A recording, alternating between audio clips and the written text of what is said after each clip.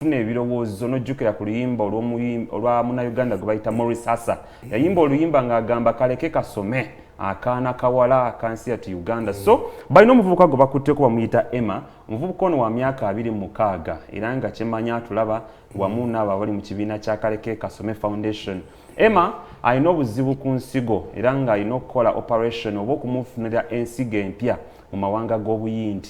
So beetaaga miliyoni 9 je mitwale 2.5 eja US dollars. So gwe ina yonna ky'osobola okuba ng'obayambako bakwatireko babuzayo ennaku ntono nnyo. Nategeezebbwako nti badde balina okuflyinga out nga 26 olunaku olwabadde lwakutaano lwabadde balina flyinga out of the country naye bakyabuzaako akasente. Gwe alina ky'olina ng'osobola okubayamba bakubire ku namba z'essimu 0782 95 2117 oba 0783 33 44 34. Kanzidde mugumu noti 782 95 bayina ogenda abantu bana agenda okudonatinga bamini basatu agenda okudonatinga muganda we n'omulwadde n'agenda okubanga alabirira nabomba wagira so baba yina agenda okudonatinga. You see what you people don't know, why do you go to India?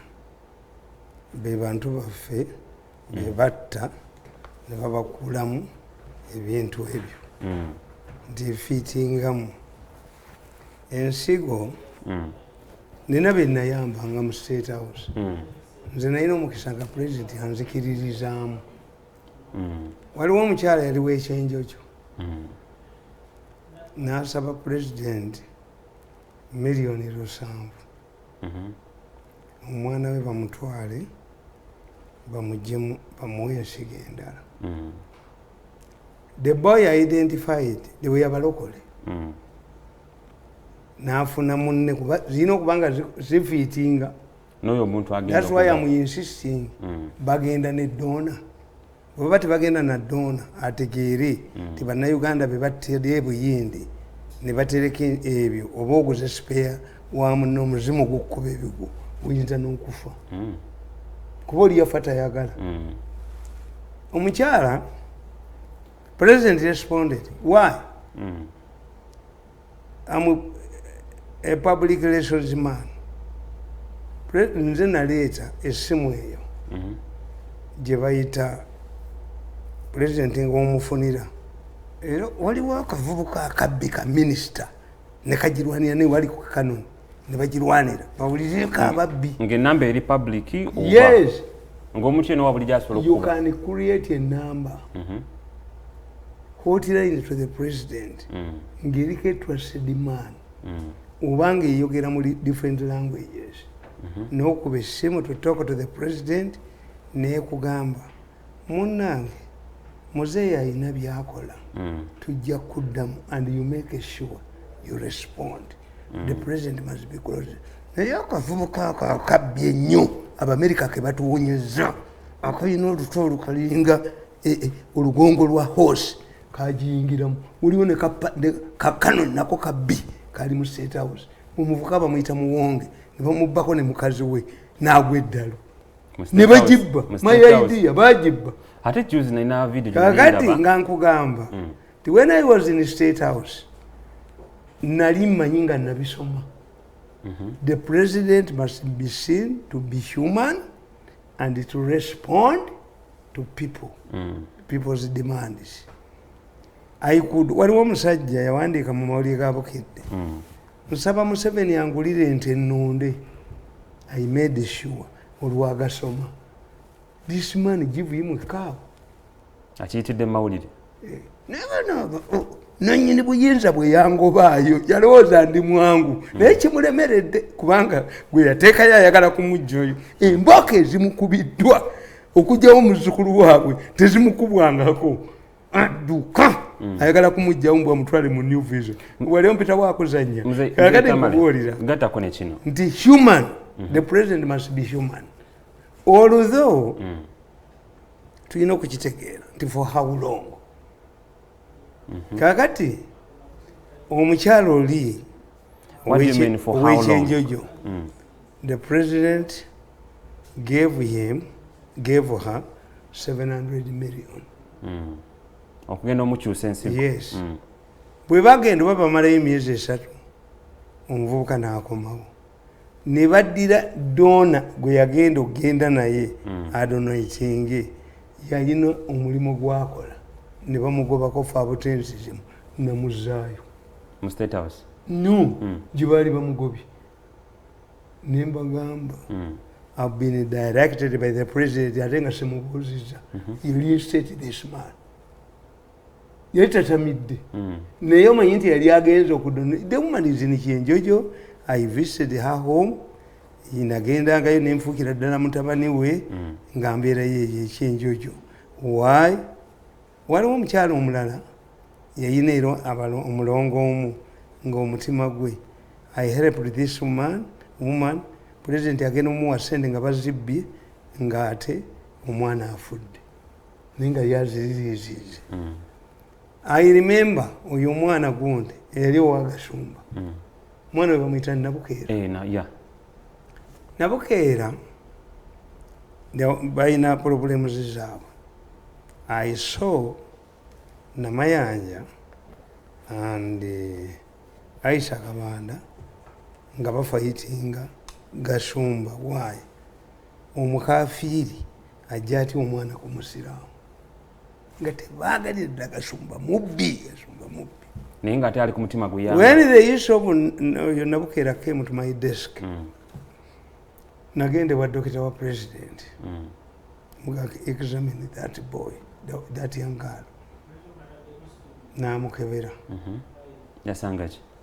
Nagamba obuulire omwana ono teyali malice because I know it. Wenalabyeko omukazi ayokya mujja wa kabina asidi ayokya face. Nabukeera's face is beautiful. Her private parts were not damaged. Dokita nangamba the conclusion is omwana ono mama we si yamwokya. Two, I had a contradiction. As these people were saying nti omwana mama we yamwokya Kayugula, the police refused to arrest the woman. Nobody knows story yemu. Omwana ono as Muslim girls yali ayambadde akateeteeyi buno bwa siliki ne bagenda okugula amafuta nga bagateekamu ag'ennyonyi tadooba neeyabika. The girl ran towards her stepmom. Kantu ne kamukwatako. I said, ebyo si byengoba. Does this girl need help? Does she need help? That's the most important thing. Nengamba dokita. Your observations tetuzigenderako. If you take your observation to the president, tajja muwa ssente. Kubanga ekiweesa omwana ono ssente stepmom yakola ki? Yamwokya. Bwemala okuzinoonya ssente waliwo omusajja nga bamuyita najja neyeteekawo. It was me. Yali akifontaines. Neyeteekawo nengalabiye. But Gasumba and this young girl knew who had done it. Era omuwala oyo yamala senior ya mukaaga oba yakumeka. She sent me a message nga neebaza. Olw'omulimu gwe wakola. You helped me. Therefore, okwapiiringa president fund yagirina maybe bagijjawo misuse. Kyembadde ngenda okubuuza naye let us think ajo for how long. Museveni provided a long term solution. Mukole eddwaliro okumukaaga. I was in twali Italy. President nasinkana omukyalo oyo. Investor. If you see this woman, investor. She resembles Gaddafi. The woman resembles Gaddafi. Hosted the president to a dinner. Naye manyiza mu village. Waliwo ekinyo baba kigira nga omenye nyama omenye nti ente. Bajiwa wayini. Ngagenda kola ki?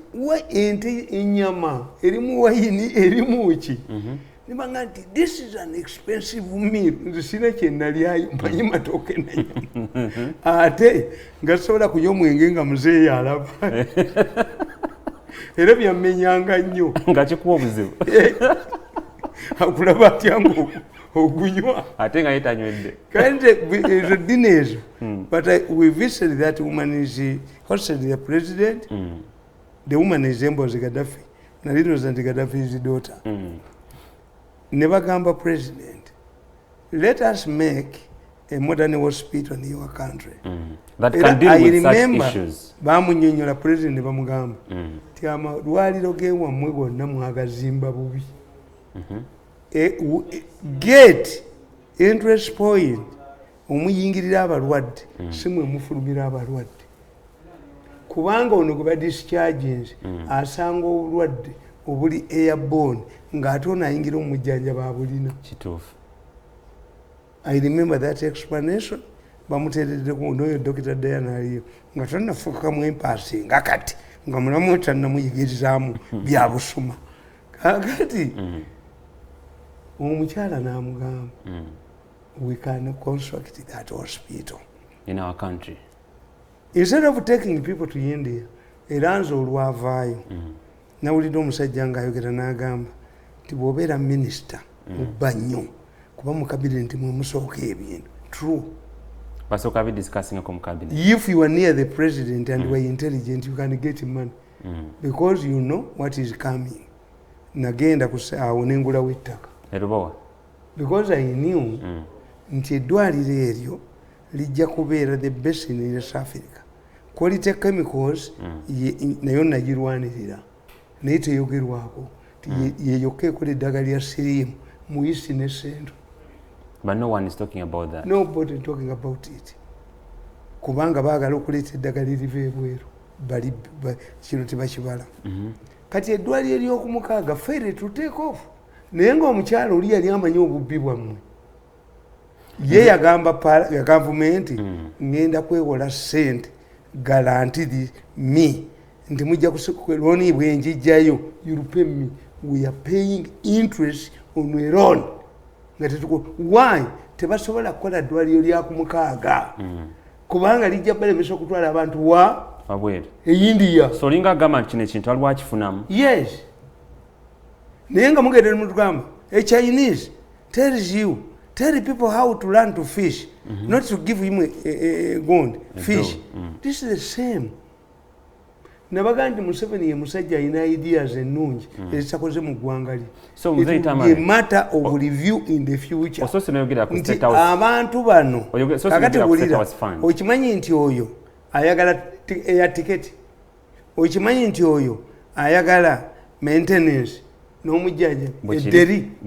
But if it was at mukaaga yali badde ayagala ki ate wadi era ekyanguza ku mukaaga tugenda kuzimbawo abantu bwe babeerawo naki ekibuuzo ky'obuuziza kirungi ekyapa kirala Amiri yali bakubye masasi naye tujja kufunayo akuba baddayo n'abo kabangali akubakana obukazi obwo buli mu minisitule ya health n'abukuba kabangali. This is treasonable. It's treasoning. Ekibuuzo ky'obuuza nakyemayinza okubuuza. It is treason. For how long shall we live like this? Nti ndwadde nga zino we cannot deal with them. Countries like Kenya zivuddeyo zina bwe zitandise nti at least babuzaayo okusaninga MOU ne government oba Ministry of Health okulanga bagakkiriza okutandika. Ne wane Uganda. Ani nkubuulira nti ekyuma kya kansa kye baasooka okuleeta wano kyali Romania mu museum. I said it. Gundi Modi, Prime Minister wa India, ya visiting Uganda ne Kenya. Kenya bamusaba cancer machine. Bano tebachi musaba. When you get money, you go to Kenya. Kubanga bano okujja konga abantu bakubye Minister wa Health. Nibo banaduka. Obaba bakaba parliament ne batuyamba. You must get a competent person. Diana Singa yafadda mu Health. This is what me, I have no hatred. Genda obuuza abantu mu State House. Bajja kuwa nti mirundi yali mukwano gwa Diana nnyo. Tell them. How did you ask them. What happened? Yali alwanyisa ababbi ng'ayina ekibindi egundi ye State House dwaga gundi nga nze muwagira. Why and how did you fall anti apart? bwe yamala nze kasita okulosinga akulosi gundi jimulivu yagamba across the bridge there's no more sorrow across the bridge there's no more pain the sun will shine across the river nze kasita okulosinga bridge Kabaka weddemu. era bagandi mirundi talina mikwano gye no because I know nti nze family yaffe singa teyali ngagga I would be dead. Yina bagikigambye naye wa crossingako bridge. Saage anti nkubuulira nti nze oyo gwe bayita simanyi Canon Knight gwe simanyi yakuba essimu mu family yaffe ti Museveni has directed bantwale ebweru. Ku nsonga ki? Lwe nalwala nga bampadde obutwa. Kaakati nga tetumanyi Diana manya gundi oyo Canon Knight. I don't know her. But she features prominently. I think there is a person I don't know. Nze mu State House omu friend wange mwaba abaserikale amanyiddwa. It's not this one. Simanyi Diana but she continues to feature manya gundi oyo. Canon Knight. Yes. How can you tell me a man who has two biological children who are medical doctors to be taken abroad? How? So kakati baali bantwalawa kunzita you would be dead. Kyenva mbagamba nti twali tufunye omukisa mu Uganda Makerere University yali ya busawo engineering in Nairobi asi Dar es Salaam. Kakati President Museveni ebintu bye byonna yasooka byogera. Why don't you have a modern hospital at Mukaga? Everybody bameba ba parliament bagenda ne babagoba emisinde nga balimba. Everybody bali religious leaders bonna bali badde bagamba it would be nga tetugenda India.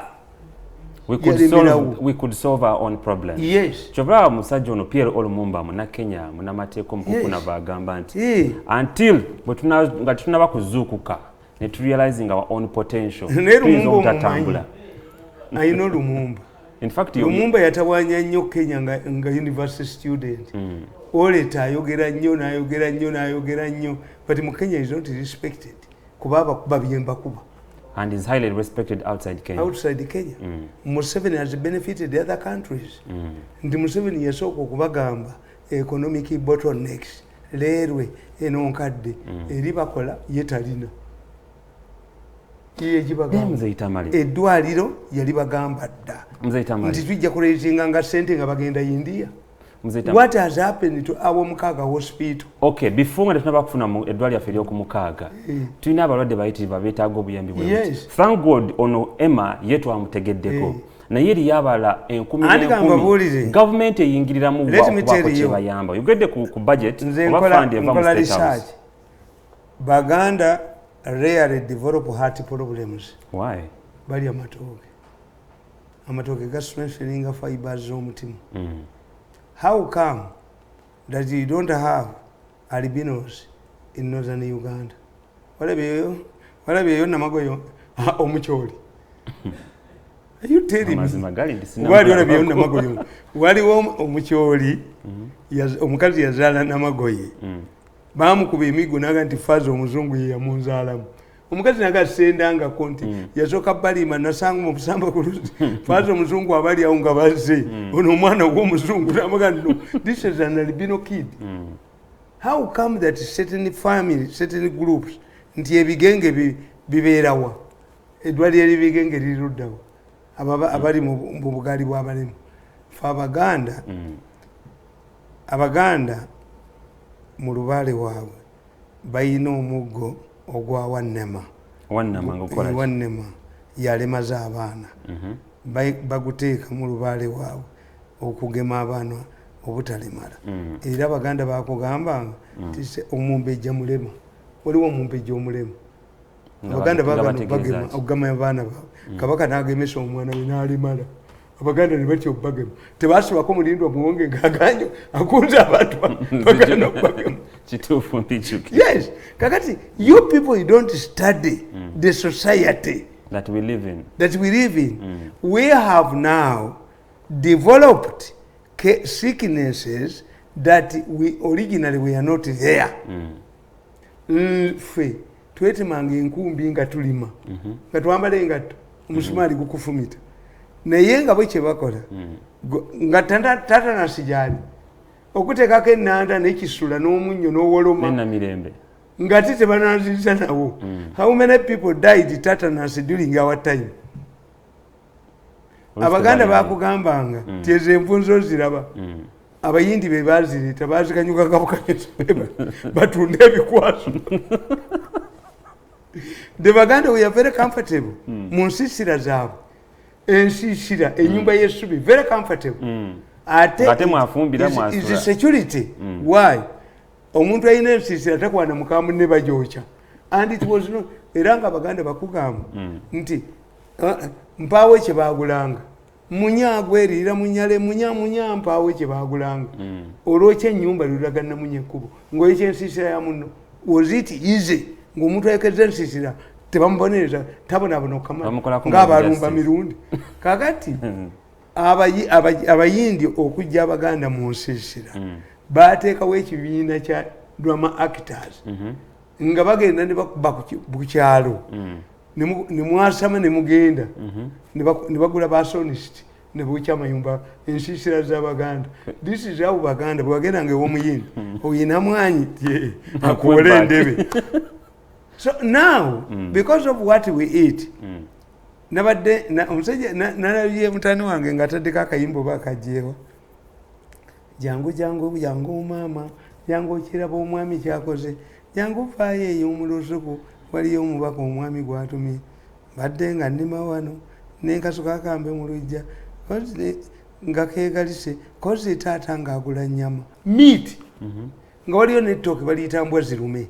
Mbwa zirume yaliibwanga nga baguze ennyama nti abaana baliye n'embwa zikoleki zirye kakati every day enkoko nga batugamba bw'olya enkoko oyina okumala ennaku 7 nga tolyanga nkoko ndala webe ekyali mubi neekola obutwa you eat enkoko every day ebintu byonna bimuli ebiri artificial. Twagendanga mu lusuku nga mulimu obunyanya buno nga tubuyita bumalaya buti wabulabako obutono nga bumera bwokka kakati tolina kintu kyonna ekyosobola kuza kumeresa nga tolina gundi fertilizer. Yes, insecticide. Ebitooke waffe babiteekako dudu bitooke nti bitta ebiwuka byonna ne biggwawo. Olusuku lwali lusinza amaanyi ku kyalo kyewaffe lwali waffe lwaggwawo anti dudu bitooke. Kakati if everything is contaminated abasajja abo Abamerika batuwaagowa. President yagende wa Reagan namuga your excellency your title of beggars have come here for trade. Museveni spearheaded AGOA. Have we benefited from AGOA? Amawanga malaga amufunamu. Why? Bw'ogamba nti ogenda kutwala ennaanansi mu America. Ennaanansi erina okuba nga yayengera olunaku lumu n'endala zonna. Ya size egi ng'abaginoga bambadde ebyambalo ebitakiri kubanga osobola okufuna bali okulya ennaanansi oba ki ojja kulwala bawabire supermarket. We did not benefit from AGOA. Bw'oyogera ku AGOA na statement gye nasomako noze emyezi migiwerako emabega. South Africa benefited from AGOA because yatundangayo emmotoka ne products for us where at president yayina n'advisor we ku AGOA ne baleeta ne kananasani atunga engoye abawala 4,000 mwenye ekyasula factory ya kananasani abawala 4,000 bawala bato nga bwe bagenda mu nsonga bablockinga sewage. This is what killed the factory. You go to India, most of the women who work in textile industries tebakyakona kagere bano baba mabubami without carrying out research. Kakati mbagamba nti olw'emmere gye tulya ne difference mugundi mu mbeera z'ensi naki mutandise okulwala endwadde era mbagamba to the moment you live longer you suffer diseases that catch already people.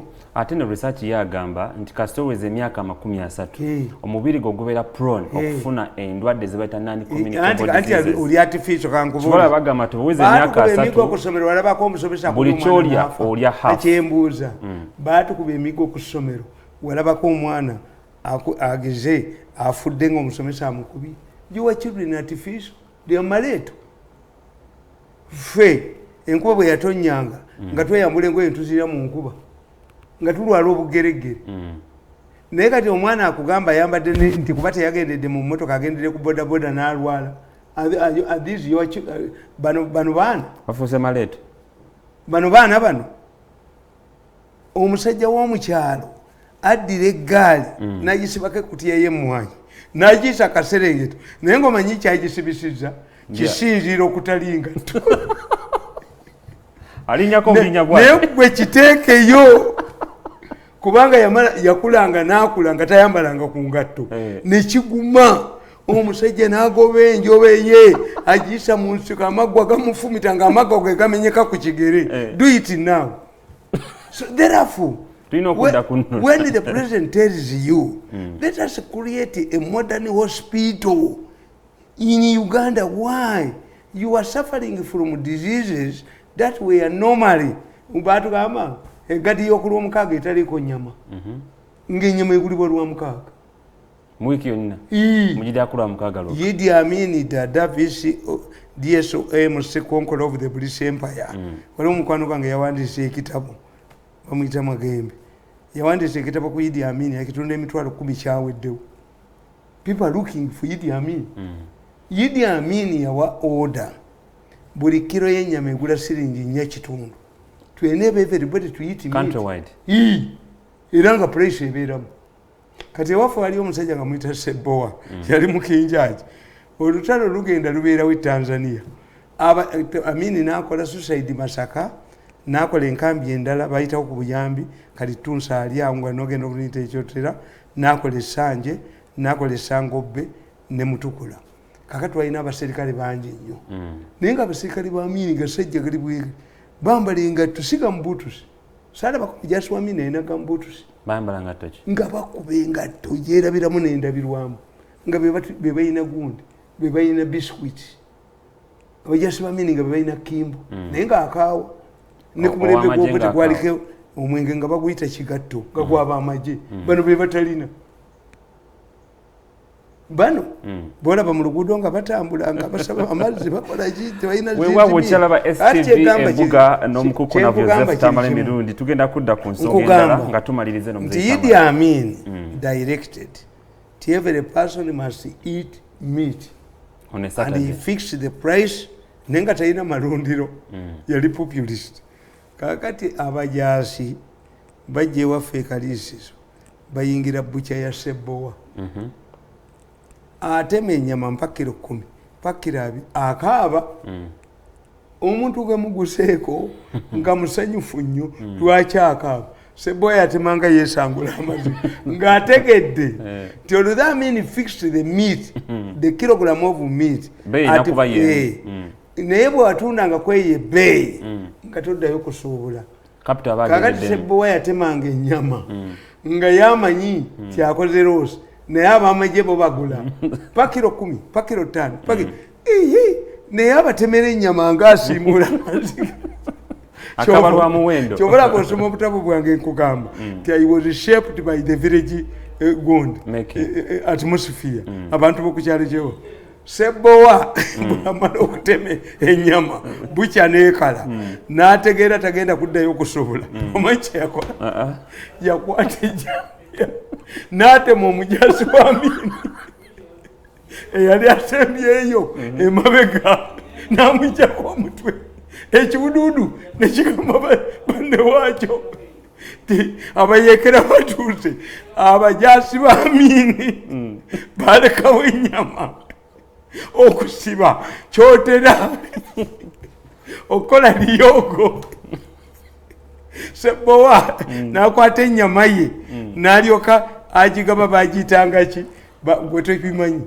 Abaganda bagiyita ennyama ey'ekibe ey'ekibe ogimanyi ennyama ey'ekibe nti oba tolina ssente zigula nnyama bakuwola ennyama banaatema embidde olwamala okugaba ennyama n'ayingira Namagoma kyali kibira kye Namagoma yakomawo Amini agenze naye yatema omujasi asembyeyo gwe yatema ejjambiya ekiwudu omutwe ne gugwa wali ne gugamba banne waabo omuyekera nti STV abajasi ba mini n'emmotoka bazirekawo okusiba kyotera beya mala nekyuka. Yes, nze we nakulya nga tero ya sukali egulemu sente 4 emwa sente 4 naye nga ku kyalo basekula ebikajjo sabuni waliwo bayitangayo walwiziyo kiralama eriyo guno omusabuni nga bantu bazisabi sabuni why gwali ogolozako ecupa omanyi nti ecupa egolera okusinga paasi ecupa ngo eziraddemu amazzi baganda use ezo flat iron. So if the society changes it brings also and the interaction of different people. Kakati ono agenda n'abakolera ebintu ababbi ne babyonoona kuba abalabe ba Museveni bali mu nnyumba ye. Museveni is fighting a subterfuge originating from abamanyi batabamanyi ekibuuzo ekyo bujo kyebalama ati nkubuulira kakati Ministry of Education singa Museveni teyayingiramu abaana tebalize ku ssomero SPOs ze baali babatiriddewo era nga ziva mu nnyumba ye ezigana abaana okusoma bagenda paka simanyi bagenda kolaki nga luwa bitaddewo tuve ku nsonga y'amalwaliro naye ng'ekikiri nti eddwaliro bulira obujuvu naye mmwe basajjamu muli ludda wait no look at these idiots baani ate how can you say that going to another class will depend on evaluating your performance mu holiday nga radio ne TV okwalisomedde abaana temwabireeta. You people, you are inciting a revolution. Me, I cannot defend and defend. Trabimbuli ebyo byobusiru. Wow. You should be ashamed. Be ashamed. Nti, why? Let us reason like a mature people. If children learn more with their parents, then let us make schools examination centers. Name it which you know. What type of heads do you have? And you expect a man like me to defend you? You are lucky. We don't have a credible opposition. Ministry of Education needs overhauling. You rated them 7 years. Aba senior 5 P6 bagenda kwanga badda ne senior 3 bagenda kwa badda lunaku olwencha. Nze to me kankubuuliza me can educate my children. Naye mbawa ekyokulabirako kya taata wange nti nali mu P6 ne batuyigiriza geometry. My father came to the school. I was one of the bright students. Ne bamugamba omwana we yeetaaga geometry. I still remember. Ogwali expensive bali gwagita Oxford. Waliwo Jupiter, waliwo n'emirala. Ugula singi 8. Mirundi asked my teacher.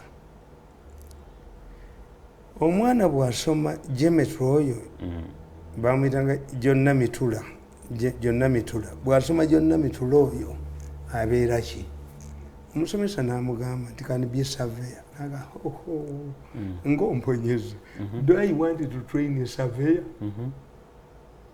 N'amugamba nedda omanyi abasomesa bedda tebaali aluga nti kabulaba abalamuzi bawunye eddolo abalamuzi buli omu everybody in Uganda is arrogant. Abantu bedda tebaali arrogant. What the interest was to make your parent I'm persuading. Namugamba nti waliwo ennamba 2 za mathematics eza geometry. Kitange n'amugamba nti ennamba zijja mmeka mu mathematics? Tizijja ennamba aga 5 nga za max mmeka? Tamuzeeyi buli nnamba ya max 2. Ekitegeeza singa abuuka ennamba ez'ebbiri tayita. My father was avoiding to buy a geometry set. Yenuso 8. Waliwo omusajja mulanga bamuyita Kikomeko. Ye bwe yajja ate yali more stubborn than my father. Yabagamba oba gino gigula singi 8 nga gy'abazungu musobola okundagira gye babajja. Yagenda gye bajja. Which are made locally. How can a geometry set not be made locally? Chikomeko yalina abaana bangi. His problem yalina abaana nga bana nga nabo bali mu P6. Kati nga Chikomeko bw'omugamba siringi 8 ziba nyingi nnyo. Kakati ye Chikomeko yabagamba bamulagire gye bayinza okubajja oba guno ogw'abazungu made in England gugula siringi 8 where is made by Pepe abawano tebagibajja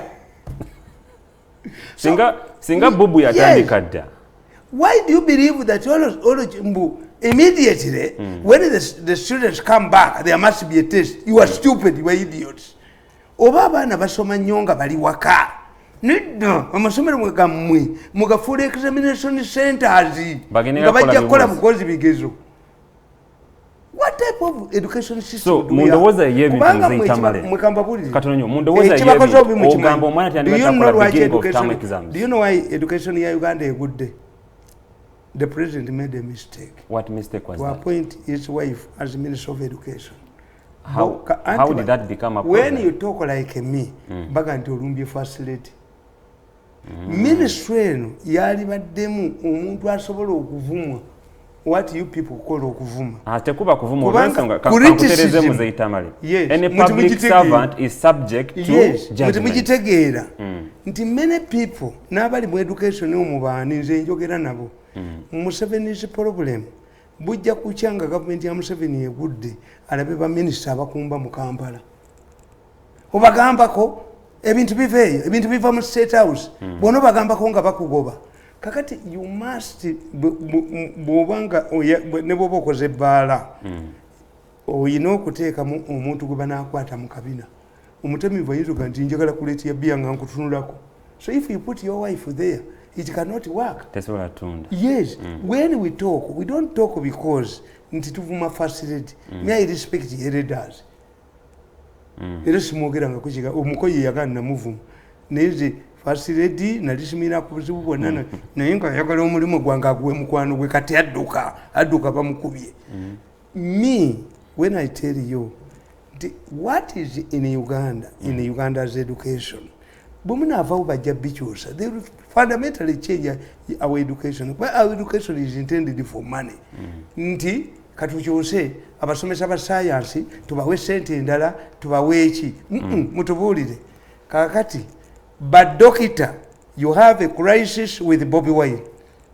Are we talking about doctors that the doctors have Bobby Wine has not subjected himself to the doctors to find out whether he has COVID or not?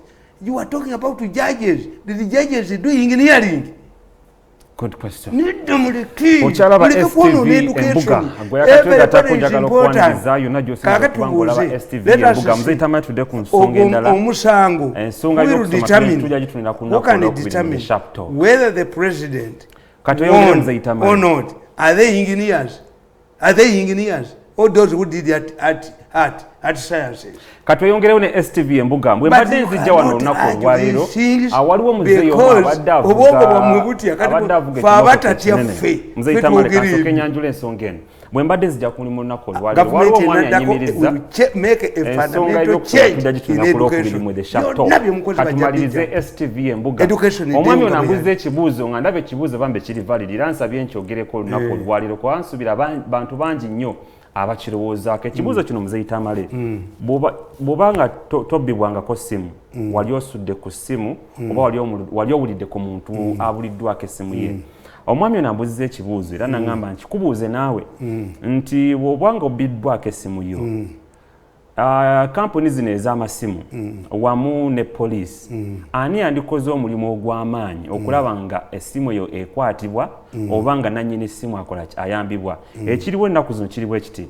nti singa bakubbako essimu yo bw'ogenda ku poliisi n'okola statement naye poliisi eyo tekola mulimu gw'amaanyi okulaba nga essimu yo eddizibwa oba ajje wange ewenkumye esatu ekyo mbadde nkisuubira naye ajje wange 1000 2000 3000 1000 2000 3000 ileta 3000 esimu ekomyewo onokola ku nsi yonna kansoke nange njogera ekyo I'm telling you I know the process. Why when you are going kansoke nkumalire muzeyitamale omwami ono agamba nti singa oyagala okuzzaawo essimu yo nti bwe bagibba olwaleero ogenda ofuna kwa police letter n'ogenda ku kampuni y'amasimu nozzaawo layini kitegeeza kampuni z'amasimu zezikola ki zezifunamu ziyinza kuyamba zitya okulaba nga nannyini ssimu oyo ayambibwa abo tebatambuddeeko. When you go to Ethiopia and you apply for a SIM card, it takes you 3 months. Ujifuna. When you ask many people, especially with the president, we used to hire SIM cards from people. Abali kwembasa abali ruddawa kabe bakwazika ku zaabwe. Era your problem was bali babanga tebamanyi bati ate high few. Kakati kyenkugamba SIM card esimu yoba ebuze ogenda okufuna SIM card. What if ng'olina kye wagikozeseza ogisudde naye nze mbabuulira most of the phones zenkwata bacriminals ze bakozesa teziri registered. Tukyalina enamba ezitali registered in circulation. Nkubuulidde era kati na lipooti yengenda okufulumya waliwo eyampadde omulimu mulage phone zonna ku 13 bano eryo ddogo dogoti ngobbi. But when you come to Miso nkubuulira nti ono kati waliwo omulamuzi w'empiki alina omukyala gwakolagana naye waliwo ekibanja omusajja baagala mubba bamubbira mu kyaki batwala ekibanja kye naye nina audio nina enamba communication y'ono n'omulamuzi w'empiki n'ono nga byemuteeka ku ttaka kubanze bwejje wange mbikukolera Miso ekola emirimu. Kati Miso tuseke tugije mwene emboozi anti nkubuulidde na Uganda wayinza okuyambibwa nga tagenze mu Miso. The intention is nti oyinza okuba nga essimu ogibbiddeko gwe n'ogamba ofune endala kakati ate nze ekyuma kyange ekya Miso ne bwejjamu SIM card n'oteekamu endala eno eripootinga ti nze mbadde nze nsikidde ono eno empya endikodingira enkadde ebaddemu twaba njawulo ntegeera ne bw'ogisuula we mbakwatira eyattanga abakazi ate eyattanga abakazi essimu weeri ekola. The man who was killing women, his telephone number is in operation eriko ne mukazi kannabukeera akali mu byokutta kali wandegeya akatwalwaninga nga abantu kaba batte babajjemu organizi essimu yako ekola. Muyina bakwatira ku ssimu ya Nabukeera oyo ng'akubidde mukazi wange ngenda ogiraba nga eri kiruddu essimu yemu eri lugazi essimu yemu eri wandegeya yaka Pakistan essimu yemu eri nenteeka mu kyuma nekyenyoola tekinologi tamulina teyasoma mugende Romania muboze emyaka gyange oba saasomerayo amwe highly trained man mwebyo ebintu byammwe ebyobujozi byammwe. Kakati ze mbabuulira nti some things were done because to safeguard nti you can oyinza okumala okubba nosula simu noga nti ngisudde. That's why bakuteeka muki bakuteekako gutwabo kireme kubeera very easy. Yes sente zo bazikubbye ku ssimu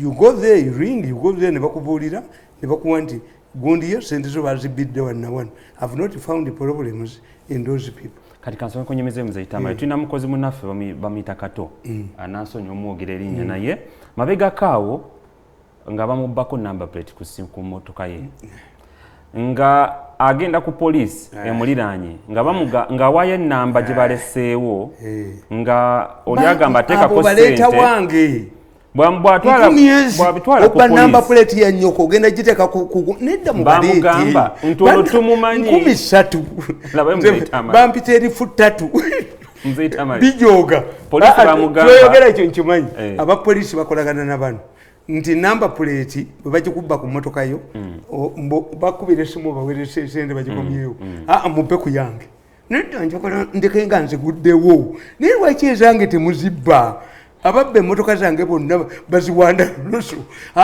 we gye bazibba ennyo banaye mumbuulire gye babba ennyo number plate nteekeyo emmotoka yange bagibbe nedda oba omusajja ankubidde esimu nanga nti owaayi mbadde nina ekibanja ku lubiri lwa kabaka enkoni ne aba Buganda Land Board baagala kunziba konze kimpe nkusuulireko omweddalu Katonda yabamba Katonda yampa amaanyi gano mbayambe ne mutya nina miso nabiri nti njagala mumbuulire nti omusajja oyo eyakubye namba plate yo akulekeddeko essimu ndyoke muweereze virus mukutu emukuba okutu ekwase gwe beyange mumumbulire gye nedda on a serious note yes I'm serious mumumbulire ne bali abantu abazibba tubajje mu equation mumumbulire namba plate yezo gye bazibba ne balekako n'essimu mpakinge mu motoka yange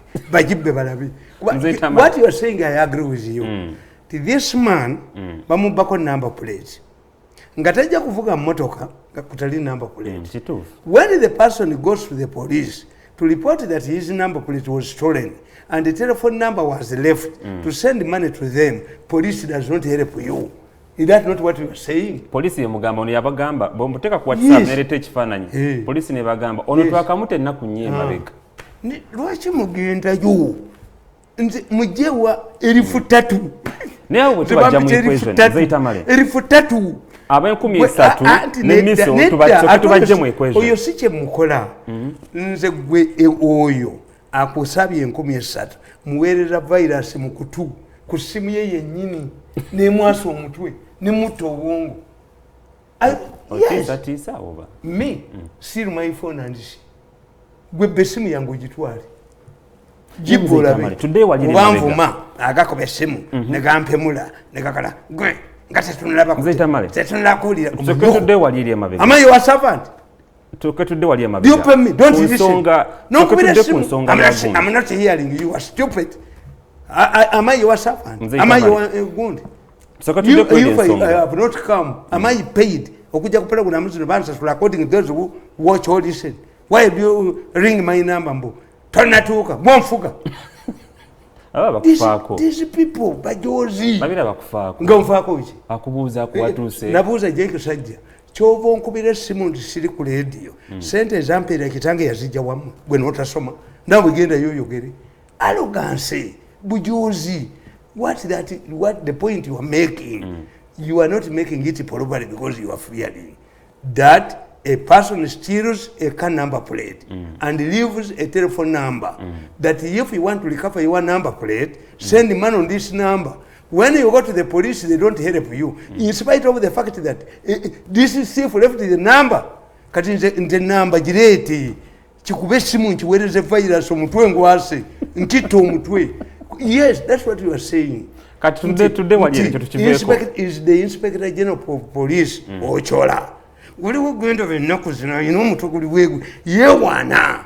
Tugenda back bemigo we munyene nyoko lwe yafa oli bwati obaba muyita Ochola naye yeregalika yizo kanti bwe yerega babbi bonna bagenda kudduka apana okweregalika tikire kikola ye ayino omuntu bwe guti omupoliisi oyo ofisa gwenda babaleete gwe ninga ndabono aga bwetu abaganda bakanti bweyinda balabye abanene abasinga gwe naye kakati omubuuze oyo uye eyewana enye ennaku zino mu police conference ya police nti we have thieves who steal your number plate and have the audacity of leaving their telephone numbers to contact them to return. Why don't nga tonebambira kuba Bobi Wine tonebamba tonerega? This is small matter. The police has all the network. Nti omusajja aleka watya ngabe ebijambia nti abasajja bebijambia ne baleka nti enchatu komawo ne bakomawo and there is security in that area ne bagaweza sente no enchatu jja enchane bajja is government ne bakugamba mbwa abebijambia e Masaka babadde babatwala mu kooti ne badduka nga kitatta mwamutwala musibye empingu ku magulu lwaki abebijambia mwabatwala mbasibima and this happened when security was very thin on the ground. Enkoni kabaka yalinayo omukolo wali omukono enkoli nga kabaka ali mu lubiri lwe nga wali omukolo e Masaka when security lwe basalawo okujja abebijambia mu prison abatakwa mbu bwe badduse bayingidde mu kibira. Tell me a forest in Masaka near the Kikuni. Baliyodde bonna baliyodde bakasiya bonna ba prison ye Masaka bonna n'obakuba emiggo. Era omusajja oyo bamukwata. Amani bamukwata. Eyatima gwe yali adduse Masaka. The cow was waiting for him. I knew. The cow was for ekibira kiri luddawa. N'abamulire bagamba baddukedde mu kibira kya Kalitunsi. Tell me a forest, a Eucalyptus forest near Masaka Court. The vehicle was waiting for them. They had taken money. Bamukwatira Rukungiri. Yes, I knew. Another one for on a serious note. Muntu obonga obiddwa kese wa mu scenario ngero telecommunication companies zinza kuyamba chenkana wango jeko gukuda no register no gule simu empya yo nefuna mu company. What type of companies do you have? What type of managers do you have? Nti ensiamwe eina breakdown. Nti most of the phones that were registered why? However, I cannot subject myself to that confirmation. Whether what we registered is there a law that if we found that a non-registered SIM number is in operation, you pay, what punishment is meted out to the owners of the these telecommunication companies? Nganze bwembaga nti number z'enkwata ez'aba criminals registered. Unayagala sente. This man has money. Two, even registering kyali kya sente oyo omuvuka tumwebaze yali namukutejjo kukakwambi nganyonyola bwazafuna sente bwaba ayina ebizimbe ebweru aline munne ayina ebizimbe ebweru twina wano twalifunyewo egendi twalifunyewo palapate sekati twakola bwetote wifas nali tuta mu national park esenketi was a joke. Kakati all what you are doing in the government is man-oriented. You are not doing it to solve security. And if I want to solve security in this country, I would say that if we find any number that is not registered by the operation, the companies are liable. Is it there? Is it there? It's not gazetted. Mzimbalaba ngamba kwata. Nti kakati oyo eyatanga abantu eyatanga abakaza yaliko bamwitangani Kigenyi amaza. The Kigenyi amaza zinamba omukazi yagina. It's an operation. It was not registered. It's an operation. So how detailed? Kuliko kifane kya mukazi. Otegera otambo registered in a certain name. Anti nkubuulira da nti mukazi wange buli baneregamu. They wanted to lure my wife into bamutti. Nabano okubakwata akabala naye nkanoonya njakata. But of all people, why your wife? Eh? Of all people, why your wife? Anti ate ba ndowooza era kamwenda kaagamba ti mirundi is terrible. He abused his wife on TV. I said yes. I don't have one wife. How come that this one survives killing of women, also is subjected by those who were killing people for organs?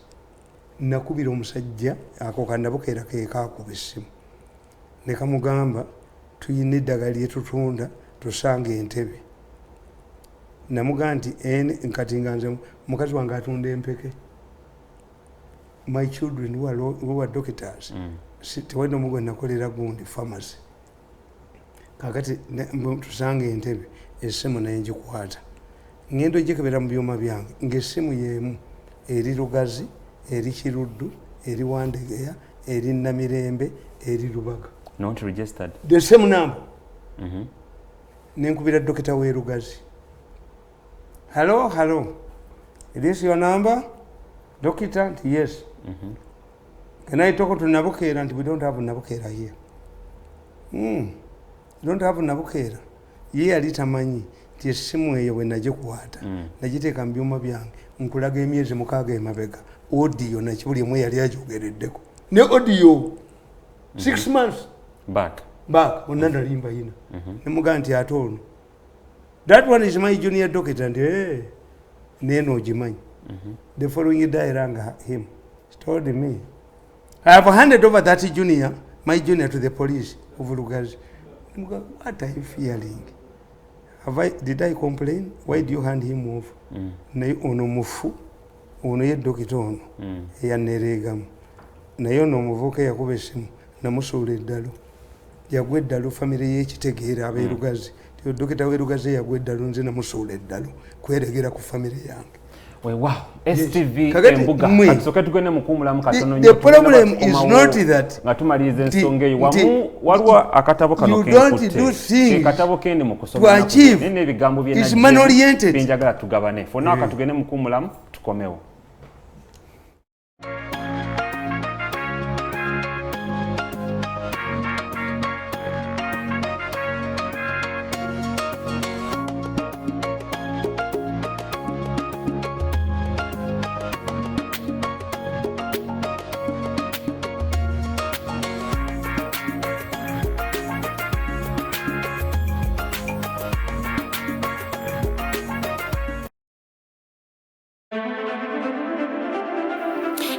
You're watching STV. Select for fun.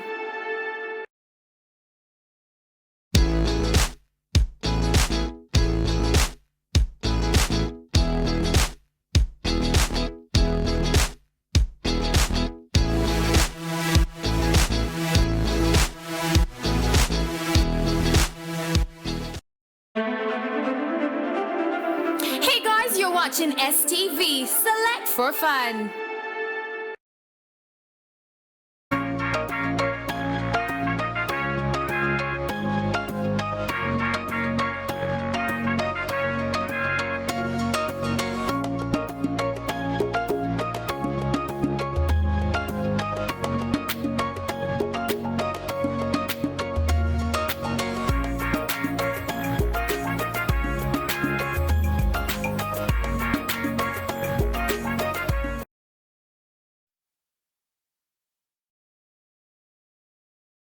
Chris Makanga producer number esimu tugitekeko abantu abasobola bawereze ebizibu byabwe tusobola okuba nga tubyogera kati wiiki ejja oba kadde bekaba kakkiriza tusobola okukola ki tusobola okusobola ku nsonga y'amasimu nze tugitegedde embiranye wakati wa poliisi naawe abeera tuyo omusango ze nange gantukako mwaka gwa 2019 ninamaliriza ndivuddeko neŋŋamba wayi kamale gagula buguzi essimu naye ate nemunaye ne kampuni ez'amasimu naye mubeeko kimutuyamba amasimu netugajjako akati bwe tuyogerayo ne STV Embuga akatabo kano muziyita malegwa akatabo kano akatabo bakayita Independent Uganda Reflections and Recollections ka mwami omusuubuzi Gordon wava muno. Akatabo kano nze nkaagadde nnyo olw'ensonga buli kyensomako ndaba nga kibaako ne kinnyambako. Kakati bwe nabadde nsoma ngenda wava muno nzijeyo akatabo akalala. Kimanya atulaba. N'ensonga eyankutteko alina ekibuuzo kye yabuuzizza ng'agamba nti lwaki ensi yattu Uganda ebeera either developing oba underdeveloped oba it's a developing country. Ye ng'agamba nti alina ekyokuddamu ku ekyo. Agamba nti kansome mu Lungereza. Okay. Kantandikire wano. Why are we still counted among the least developed countries of the world by any measurement or one chooses? I try to answer some of these questions and suggest what should have been and what should be done to put our country where it deserves to be. Nagamba nti in the 1960s, at the height of the Obote terror in Uganda, Akena Odoko, Obote's cousin and top advisor, declared that you cannot make an omelette without breaking eggs. Okay, meaning that in order to build a nation, Uganda without breaking eggs, meaning that in order to build one nation, Uganda one had to use force. Of course, it's amanyi obefuga eri amanyi. Nagamba, on too many occasions, our leaders have tried to make the omelette but have failed to deliver a unified Uganda. I have endeavored to suggest in these memoirs an alternative to breaking eggs. I have pointed out the need for us who were brought together to be a one country by the British without taking into account the needs and interests of our fair bearers, must now have conversations about these views and interest because the use of force has failed to deliver a peaceful and prosperous Uganda. Now, why Nagamba, just as a child cannot be told to love their parents because they are naturally inclined to do so, in the same way, citizens must be taught how to love their country and be patriotic. They should do this naturally. A people should own their country. A people should have a stake in their country. That is the only way you can have patriots. I organize over this and show how it can be achieved. So yagambe fuga ery'amaanyi terikyasoboka wabula omutima singa tubamu n'omutima ogwagala ensi yattu Uganda nga gwe omwana we batakuyigiriza kwagala muzaddewo naawe tebasobola kuyigiriza kwagala nsi yo. Saagamba singa tuva ku nfuga eri ey'amaanyi gye baatusigamu kuva mu mirembe giri gy'obobote amiini so kati tekikyakola tudde ku mutima ogwagala ensi yattu Uganda. Bwe kuba kulwanyisa buli bwanguzi gwagirya ng'oyagala ensi yo Uganda kitegeeza oba olidde ensi yo olukwe muzeyita male. Bwe tudda ku nfuga ey'okwagala oba enkola ey'okwagala ensi yattu Uganda esobola otereera. Abazungu kati omuzeeyi wava munno ab'e Makerere baali badde bamuyita n'asomesa basudiiri abo bonna. Why do universities give honorary degrees to associate with them? To associate for you, you did not go through the university, but you have knowledge like us or more. The Sudir is a successful Banabo Nabi Mulaba. Hamu Yawandika Chitabakata in the National Chawandika. Nebita will be never wound. Wavamuna Jayagatov. Let me tell you. An adopted daughter or son, Nasibe Bakuzada. Why do you love them? Love. The way they treat you. You are adopted, you know. Banusibe Vanzala. Naye, how come? Nti abazungu badapting omwana. Never mwagala. Era waliwo abazungu baali tebannazaala nga kapote nazaala. Neyagala nnyo embwa. Embwa yaabwe ye mwana waabwe. Bwe baafuna omwana, embwa yaluma omwana. Ng'emaze okutegeera nti kati laavu yange has been transferred to a child. Yes. Embwa ina obwongo bwa mwana wa myaka 9. Embwa si nsiru. Kakati abantu baffe banoonya ekintu kimu, unity. Ekitugatta. Tewali omuntu yenna ali kugamba nti there is universality. Okujjako Museveni universality eri mu benefits. Bonna bagaggawa, bonna basome. Ensi tetambula na musululu gwa mbaata. You believe Tikatonda yagenda atonde abanyankola abateeka we babeera. Abaganda n'abateeka we babeera. Abachina abatoka we babeera. Same language, same culture. These were independent states. These were independent states. The Russians believed that they could make everybody in the Soviet Union a Russian. Same culture, same one. Gorbachev, who destroyed the Soviet Union, was a practicing Catholic. How did the practicing Catholic make his way into the Communist Party, which believed that religion is the opium of the mind? Yabayitawo. Teyanyikira. Yali mpulunguse. Nti Poland. Abakomunisti bawamba Poland. Ne bawera n'eddiini. How come? Nti Pope John Paul II came from Poland. Abali baweza eddiini. Yes. Yalita ebyo bikutegeeza nti you cannot turn somebody into something else by use of force. Kakati Obote n'abalala bonna. Obote yayina ekigamba nti unless you destroy Uganda, which was relatively developed, we shall create it to Ugandans. And Obote's thinking was not far-fetched. Look, in Nigeria, there are two Nigerias, the northern part and the southern part. When you go to Italy, COVID yatandika. Northern Italy, where the industries, the southern Italy is poor. Go to Germany. Eastern Germany is poor.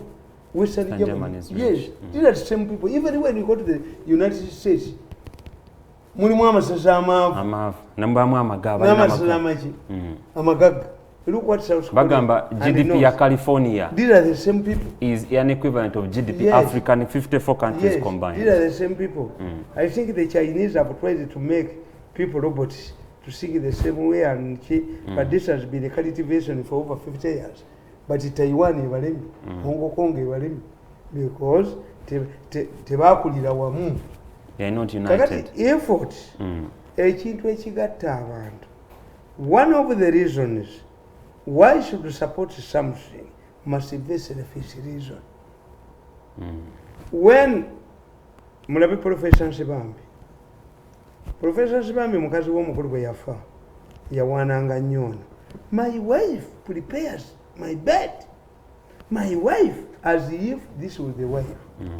Omukazi ayinza okugamba nti okuva bazero yafa saddira basajja.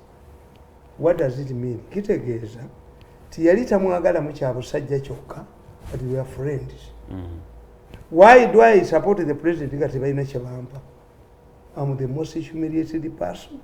I'm the poorest paid person. Apart from their car, eyo motoka. Security balina jimba. Because I have to be heavily protected as I am. True. Na military, nina ordinary police, Nina ababodaboda abamvaako emabega. My vehicle is on the internet, on the satellite. I'm an asset to this country. Era ngenda n'entulya bali bagenda embagalu. Bano abasajja bakuma wano ewazana. Omu mugundi Munyankole, omulala Mugisu, omulala Rwakabirandala, abaserikale ba military police ekyengera, gundi kamanda waabwe is gundi Mukonjo man, he likes me, my brother, abakuma Luda. Why? I'm an asset to this country. You're right. Kakati UPC gigerageranye n'NRM cohesiveness teriyo. Bano bajozi bali abokka bali sente bamala zibba ne badduka NRM Museveni bw'avaawo ku makya kusamusa mutebeerawo. All political parties. Yes, what one joins them to support something must be beneficial. Nti America is a country of immigrants. Tewali ordinary American, abaredi Indian babata ne bagwawo. But America must be beneficial. What the president of America umuyabuuza. Before you ask what America has done for you, what have you done to America? Naye bakimanyi nti government yaffe ina kyekola ki kyetuyamba. Nti omukazi ajja akaaba mu bufumbo naye ate omugoba okuddayo lwaki taddayo, lwaki agenda ne mu kooti n'awaaba nti bangoba abamuzaata balwanira n'omuzimu eyafedda. Why? Because this one is better than where I came. Kituufu. Ogenze n'ogamba. Yes. Ogenze n'ogamba You cannot etamale. unite a country by force. Absolutely. A country is united by what will benefit from it. Nti abantu bedda bayagalanga nnyo amadiini. Nti kakati Masaka wali akasozi bakayita sikamudaali. Babalimbanga bamisali. Ti amatafaali g'osombye tetukuwa omudaali guno ofunye ogenda kutuula kumpi ne Katonda. Olwaleero kambabuuzi waliwo asobola okuzimba Namirembe. We have technology, we have the money. Oyinza okuzimba ekizimbe ky'Namirembe oba ekyerubaga Kasidu. Why? The commitment of people. Eddiini terina kyebawadde. Tebalina kye bafunye. Nti omusiraamu nga yakutte bakazi be babiri n'abatwala mu ddwaliro na mission nga ayina ssente afuna ekitanda ayina sekapulaari z'atayina. Tubuulireyo kanoni atayina ssente oba basobola omujjanjabira mu alubatiku sa alubatiku. Once it is commercialized, it is over. That's why religion, nti abantu bakuba ne kanisa ne bagijjawo. Waliwo akuba essabo. Waliwo mpulidde yakuba essabo. Wambulira yakuba essabo. Sinamulira. Also ogenze n'ogamba. Essabo lyeterinnyirwa. Nze itamali ogenze n'ogamba. Kakati nabagamba nti kati bagenda kuyiiya Museveni. Mukwano gwange dodo viiko tetulabaganangako naye namugamba dodo viiko abantu bajja ne babba ssente nti nze nzibatumye tobawanga nze bwemba nkola layini yange sikola era bababba nnyo omuntu ajja nakubba ssente nti nze nzimutumye ezo poteya mirundi tasaba ssente.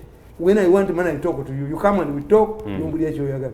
Dodoviko teyakubye kanisa tolebe mubokedde yakubye ekereziya ne Museveni asasule naye mukwate ku ssabo oba muli basente Minister okujja konga essabo si ssabo ojjukira Minister Betcham mu Parliament kati Namuganza agenda yalambule oba Namuganza mukwano gwange Namuganza kakati agenda wa kati Namuganza agenda yalambule muzeeyi bakubye era Museveni asasule kati bakubye kanisa asasule omuzikiti gwa Kampala mukadde nagwe omuzikiti gwawali kulya mu street nagwe yagusasula essabo tebalimbanga ko muzeeyi kubanga alikubye n'alisasudde bonna basasula walabye nabana bakuba abakuba ebibanja by'abantu abakuba abantu mu ttaka walabye yereeze mu ssabo mpozi nga si ssabo kakati muzeeyi wava munaisoko kyembanjala okugamba nti ogambye nti okkiriziganya naye n'ogamba naye twetaaga okubaawo n'ekintu ekitugatta kankujjukize katono nnyo muzeeyi Tamale 2018 twalina okubeera ne national dialogue eri yali fronted by interreligious council yalemerera olw'ensonga tewaliwo kintu kitugatta nga bannayuganda so according to you ne mukulu wava munno ogamba nti twetaaga okubaawo n'ekintu ekitugatta nga kiri nakyo kyekiriwa anti nkubuulidde nti we were created as independent states. When you are moving in a bus from Kigali, the moment you arrive at the border, people start talking in the Rokiga. The moment they arrive in Imbalala, on their own, Chinyankole. The moment they cross to Gondi, the Antondi, you see them speaking the Gondi. Twatondebwa wakubeera independently. Chobola bambagamba tili musiru. No, it is exposure and knowledge. Katonda yali atutonze ffenna independently. Is somebody knowledge agisoma n'akolekera abeera exposed. As long as Abaganda bwe baali bakyakama amatamu enaale nga baagala obwakabaka buddewo nga babalimbye ti obwakabaka ye penasiya kyekikuza Buganda Museveni yabufunangamu obululu mu Buganda kati bamaze okufuna ne bategeera ti obwakabaka si issue. In fact, the failure of obwakabaka to deliver has boomerang on Museveni. People even wondering yabukobezaawo ki nga batugoba mu ttaka. This is one of the reasons why Museveni has performed badly in Buganda. Yazaawo obwakabaka meeting. As long as I don't benefit, nti bali abaminsani baleeta amasomero g'Abakatoliki ne baleeta amalwaliro g'Abakatoliki. Missionary hospitals, missionary schools were catchment areas. They knew that if you fail to educate Catholics, then the Protestants will dominate the civil service.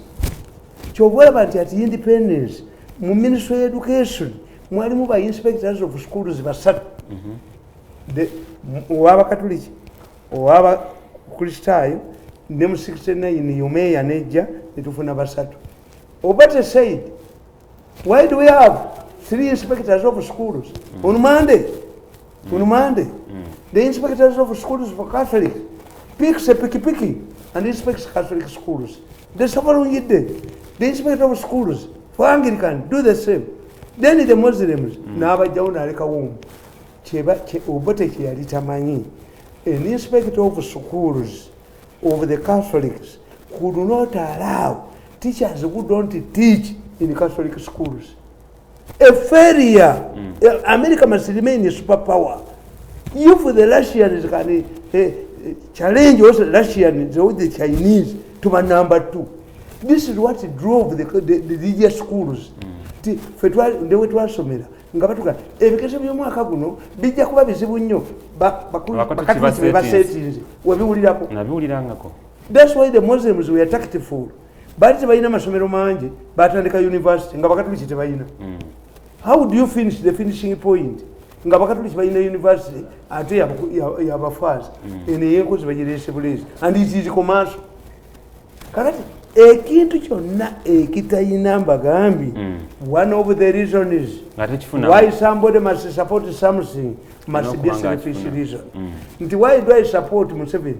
with all of the humiliation I've got, nti nze omusajja yakira n'ensoma nunteeka mu advisors bano batambala ngatto me to sit with advisors bano then why did I go to school sigendayo? It's a humiliation. But I know nti if Museveni is violently removed in power from power, it can backlash on me. Bakuba ennyumba yange bakola ki? One of the reasons ekintu kyotafunamu toyinza kiwagira. As long as Ugandans don't benefit from national institutions, you are wasting your time. To build Uganda, buy Uganda, no, there is no patriotism in business. Kitange bwabanga mukinjayi ngaleeta ennyama mbi amayi obulagiri ogula ennyama ye ntuma mwana wakumuliraani. So buy Uganda as long as nti abagermany bakola Benz, Mercedes Benz, buli omu agigula. It is standard. Abayitali ne bakola Fiat. Before I come in to buy an item, business is not driven on patriotism. Muzeyi wava munno mpozi n'ekirala ky'ataasomako. Obate yagamba nti when an ancient society is pregnant with a modern society, the only nurse, midwife, who can deliver an ancient, a modern society from an ancient society is a God. Yes. Obate yakugamba ti Uganda, Buganda is an ancient society. But it is pregnant. It wants to deliver a modern society. Who is the midwife? Baganda politicians bali mu byakuzanya bya federal. Kati who can?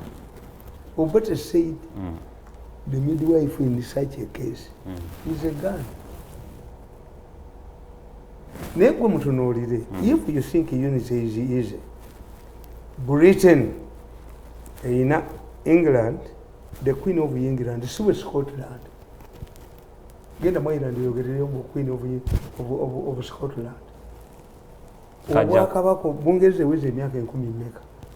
But look what it, Scotland, Ireland and England. Is not federalistic, is not federally good. No.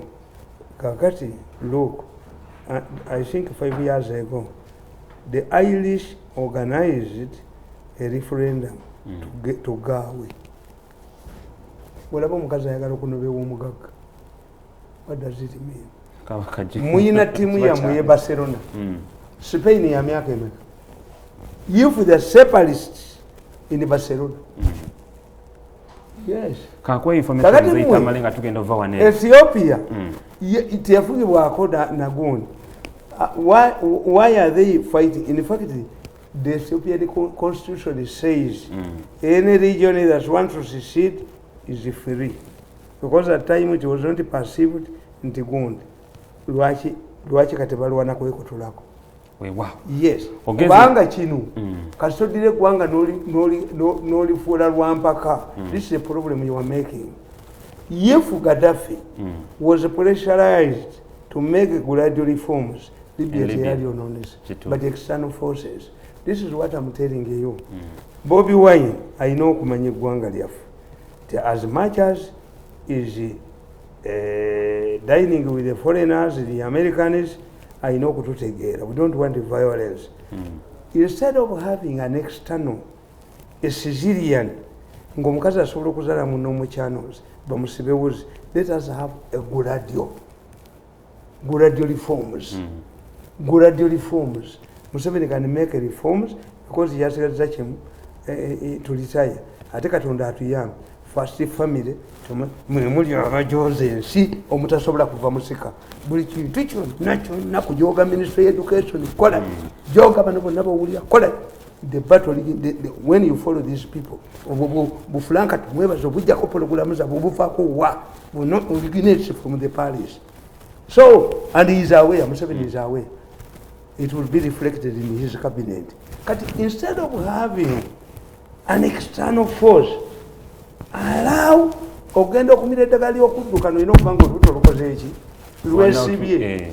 But if you cannot go firire make gundi kakati muzeyi wava muno kyagamba nti kintu Musoke naye akyogera kintu Musoke akugamba countries are united by two ways. One, nga tumaliriza ekisooka omelette as he says. We need to break the egg. Yes. Two, ejiri erimu tusobola okulibeera ekintu Musoke explain this way. Tusobola okulya Uganda ey'eminwe oba okulya Uganda ey'omuwumbu. Wekintu Musoke mugezi. Ey'eminwe yebeera etya? I have lost the good. Naku mbadde sikyamulaba. Kirunda yawandiika ekitabo tatange bitandi tawandiise. Zetamanyi nga tumaliriza. Yes. Kakati nkugamba omelette ne mwasa amagi. Integration is impossible as long as the central government is not beneficial to everybody. Wabirawo abajo hijackinga. Wabirawo abekuza ku nyami enzibe abababulikamu. As long as nga si nyama ya gabana eyo omelette guntakola. Kakati waliwo bana aba federal abaga nti nedda Uganda tugirye eminwe. Let us retain whatever we have. In fact, whoever talks about federal, whoever talks about Majimbo in Kenya, he wants to weaken the center. Atasobola kufugira mu nyanja ayagala kidiba. Buli oli omuntu asaba federal. Abayaga ategedde tasobola kufuuka president. Kafune kali jonike. Kabeerako. Naye nga kiba muki.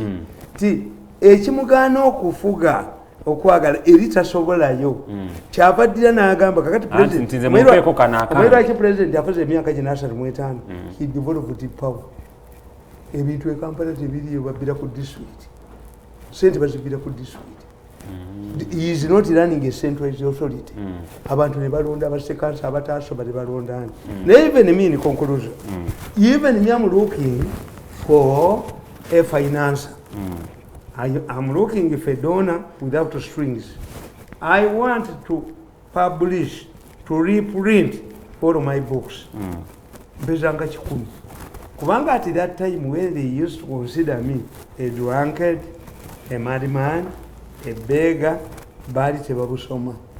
But all of my books are predictable. Political science is a science. I can use the principles of political science to predict. So I'm looking for an international donor who will not give me strings, who will maintain my books as they are. Nenga tisimwadi waliwo omujoza yali agamba mbuba we patent ne mulenzi gwojoga mulenzi balenzi mu mujoga aba naye Abamerika bakafunza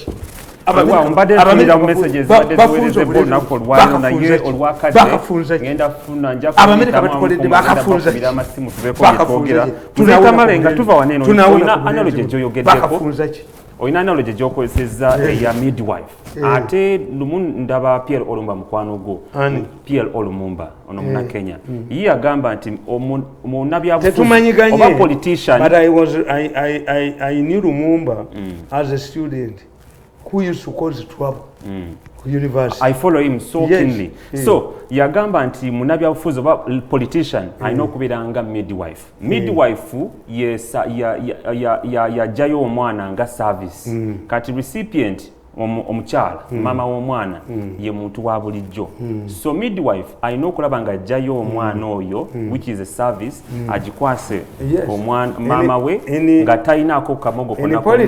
Otherwise it is modern politics, the opposite of the other. Political science is the same.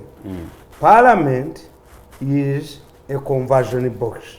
You put their demands, it produces policies. But it depends what parliament you have. Wow. Tetugenda kubanga tusuka wao kujja kukakasa nti obadde mulayi mulungi nnyo wa STV.